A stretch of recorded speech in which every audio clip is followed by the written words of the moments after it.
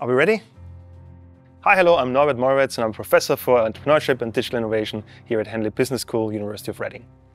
These days when I'm looking at research ideas, somehow I'm always thinking also how can this be translated then into something that is practical and has impact. So it's become a second nature for me.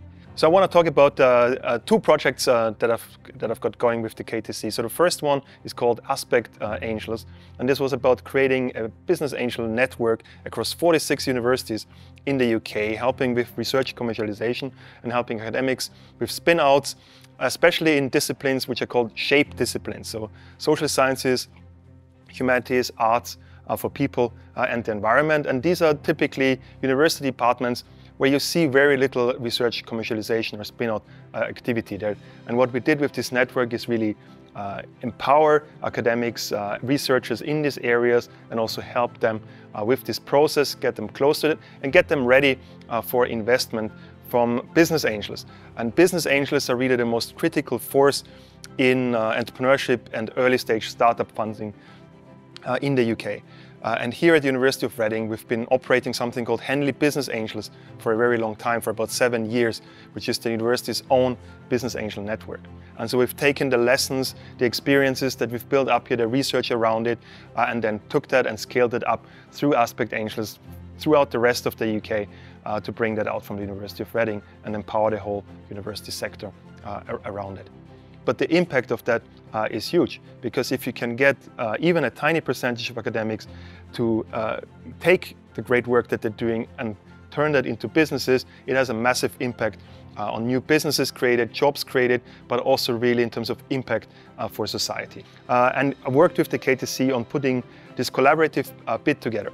And a key thing in terms of like winning that grant, that was a big grant here, was really building the networks also with the other universities. I could not have done that by myself, so working with the KTC and the amazing people in there really enabled me to go and build those collaborations and pull it all together.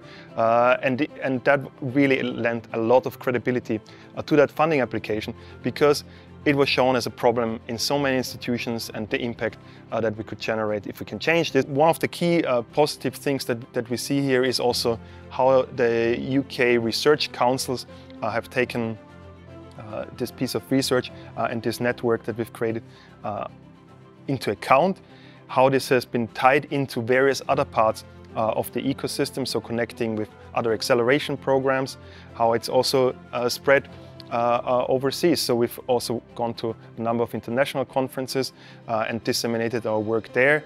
And again, we've got policymakers in Australia and in the US looking to pick up the work that we've done here. So we're really just at the start of seeing what the impact of this work is, and there will be a lot of follow-on work from our side and from the whole community to push and develop that impact. I had some familiarity with knowledge transfer and knowledge exchange before, although having not practically done it, this was more sort of theoretical.